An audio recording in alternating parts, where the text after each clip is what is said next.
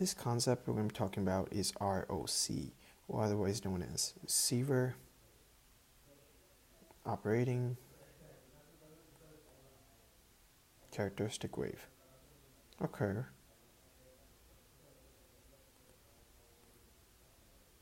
So what does it actually mean?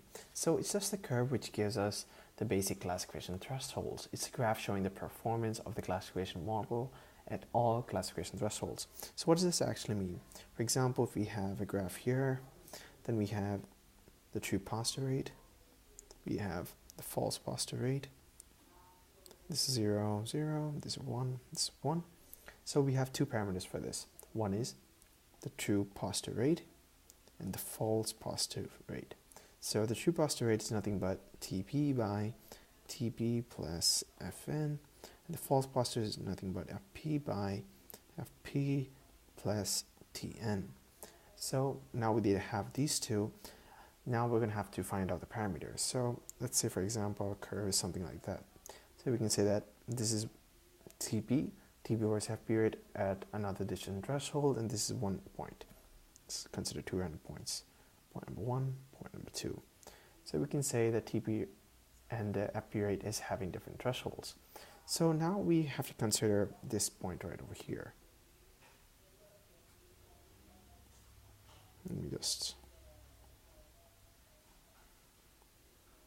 Okay, so this area under the graph is also known as AOC, or area under the curve.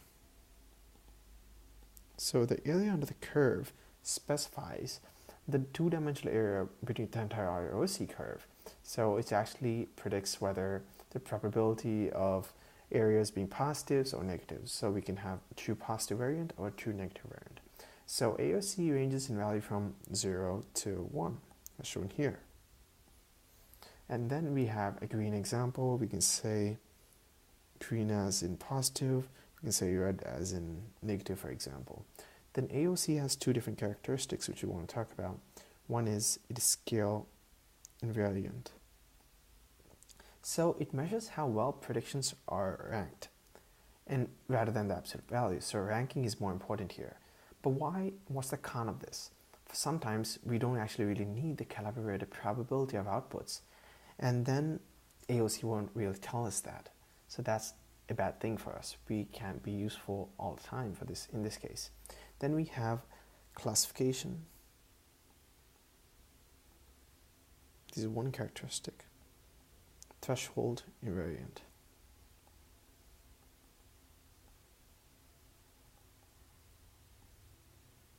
So this means we talked about the classification or decision-making threshold. If you have something at 0.5, it doesn't really care about the threshold. So if you see 0.7, it may as well just mark it as 1. Or even in most cases, some cases, it may just mark it as 0. But since it's more positive bias, a better example would be if it's something marked as 0.4, it may mark it as 1. So this would give us, let's say, a false positive or a true negative. So in this case, we're actually losing values. It's increasing the positive rate, so we don't want that. So in this case, there are a lot of wider disparities in the cost of false negatives versus false positives. So it may be critical to minimize one type of classification error. For example, when doing email MEMS classification detection, you may really like and prioritizing minimizing false positives, even if they result in the significant increase of false negatives. So you don't want to guess something which is positive as positive. And no, I'm sorry. You don't want to get something which is positive as negative, because that will really damage the whole model. While vice versa, you can begin solving it. So that's something to think about in this case.